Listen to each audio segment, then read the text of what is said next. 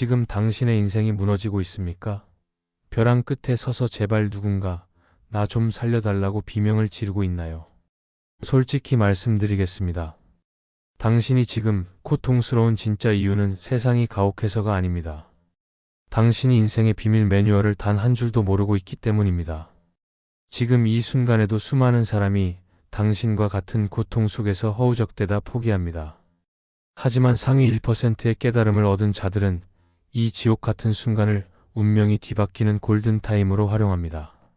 오늘 부처님이 2500년 동안 꽁꽁 숨겨온 고통을 기적으로 바꾸는 단 하나의 열쇠를 공개하겠습니다. 이 영상을 끝까지 보지 않으셔도 좋습니다. 다만 내일도 오늘과 똑같은 지옥에서 눈을 뜨고 싶지 않다면 지금 당장 당신의 고정관념을 박살낼 이 목소리에 집중하십시오. 당신의 고통은 오늘 여기서 끝납니다. 이 가르침은 준비된 자에게만 들립니다.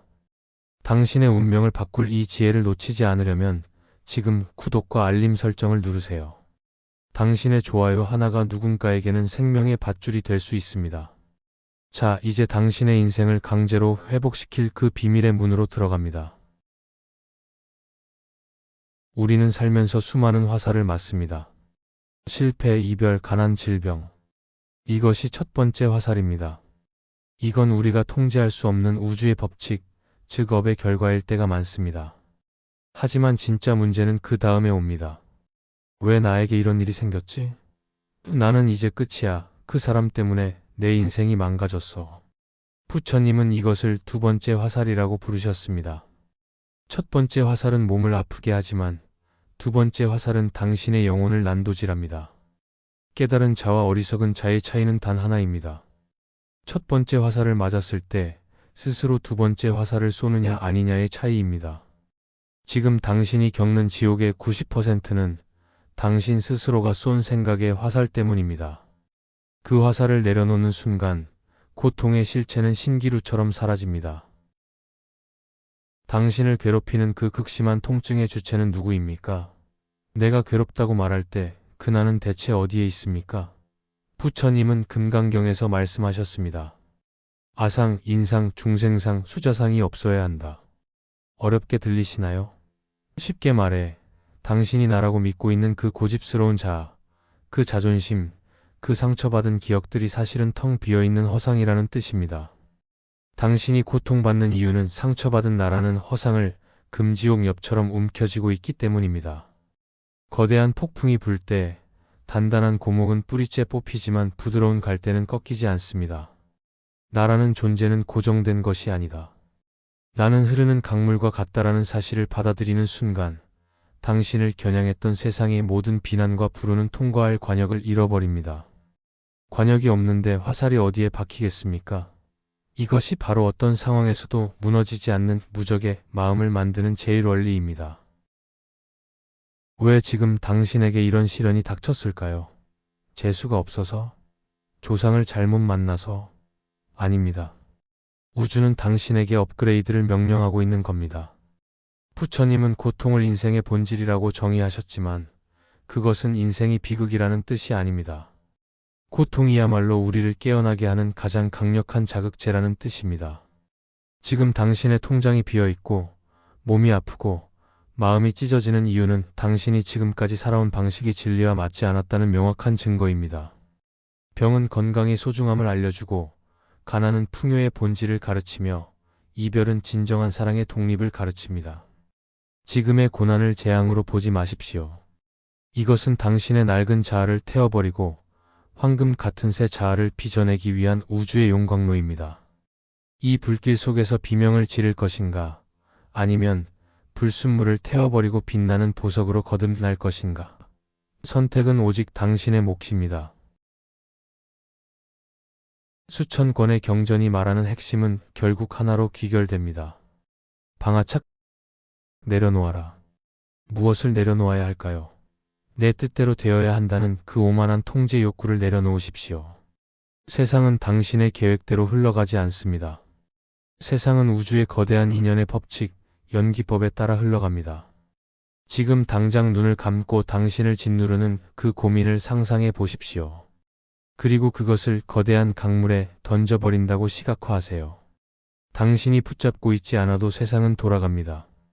오히려 당신이 꽉 쥐고 있던 그 손을 놓을 때 우주의 무한한 에너지가 당신을 돕기 시작합니다. 힘든 시기를 버티는 힘은 의지가 아니라 내려놓음에서 나옵니다. 억지로 버티지 마십시오. 그냥 흐르게 두십시오. 당신이 그 흐름에 저항하지 않을 때 당신은 비로소 파도를 타는 서퍼처럼 인생의 고난을 즐기게 될 것입니다. 많은 사람이 인생이 꼬일 때 전생에 무슨 죄를 지어서 이 모양일까라며 자책합니다. 하지만 똑똑히 들으십시오. 부처님이 말씀하신 업은 당신을 벌주기 위한 도구가 아닙니다. 그것은 단순히 원인과 결과라는 우주의 정교한 물리 법칙일 뿐입니다. 당신이 지금 겪는 고통은 과거에 뿌린 씨앗이 열매를 맺은 것일 뿐입니다. 썩은 열매가 열렸다고 해서 나무를 저주하며 시간을 보낼 건가요? 어리석은 짓입니다. 깨달은 자는 썩은 열매가 떨어진 자리에 지금 당장 새로운 씨앗을 심습니다. 현재의 고통은 과거의 에너지가 소멸하고 있다는 아주 긍정적인 신호입니다. 빚을 갚아야 잔고가 0이 되고 다시 플러스가 되듯 당신의 시련은 업의 잔고를 청산하는 과정입니다. 지금 이 순간 당신이 어떤 마음을 품느냐가 내일의 당신을 결정합니다. 왜 나만 이래? 라는 원망의 씨앗을 심을 것인가? 아니면 드디어 청산이 끝났다는 감사의 씨앗을 심을 것인가? 이 선택이 당신의 운명을 180도 바꿉니다. 당신을 죽일 듯 괴롭히는 그 감정, 사실은 실체가 없습니다. 부처님은 이를 오온의 허상이라 하셨습니다. 당신의 슬픔, 분노, 불안은 당신의 본질이 아니라 인연에 따라 잠시 일어났다 사라지는 구름 같은 현상일 뿐입니다. 실험을 하나 해봅시다. 당신의 고통을 제3자의 시선으로 바라보십시오.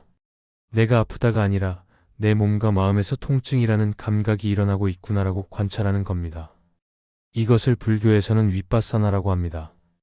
놀라운 사실은 당신이 고통의 한복판에서 빠져나와 관찰자의 위치에 서는 순간 고통은 힘을 잃는다는 것입니다. 마치 영화 속 주인공이 절벽에서 떨어질 때 관객석에 있는 당신은 죽지 않는 것과 같습니다. 당신의 본질은 언제나 안전한 관객석에 있습니다. 스크린 속 배역이 당신이라고 착각하지 마십시오. 당신은 그 모든 영화를 지켜보는 의식 그 자체입니다. 이 거리를 확보하는 순간 당신은 어떤 시련 앞에서도 담대해집니다. 나는 아무도 도와줄 사람이 없어. 나 혼자 이 짐을 지고 있어. 이 생각이 당신을 더 깊은 나락으로 빠뜨립니다. 하지만 부처님은 우주가 인드라망이라는 거대한 그물로 연결되어 있다고 하셨습니다.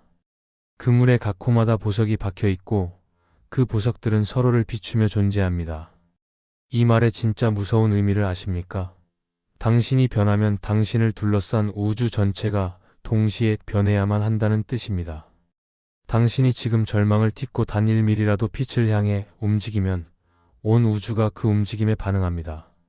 당신이 지금 겪는 고난은 당신 개인만의 비극이 아닙니다. 당신이 이 고비를 넘기는 과정은 비슷한 고통을 겪는 수만 명에게 희망의 경로를 만드는 우주적인 작업입니다. 당신의 승리는 곧 우주의 승리입니다.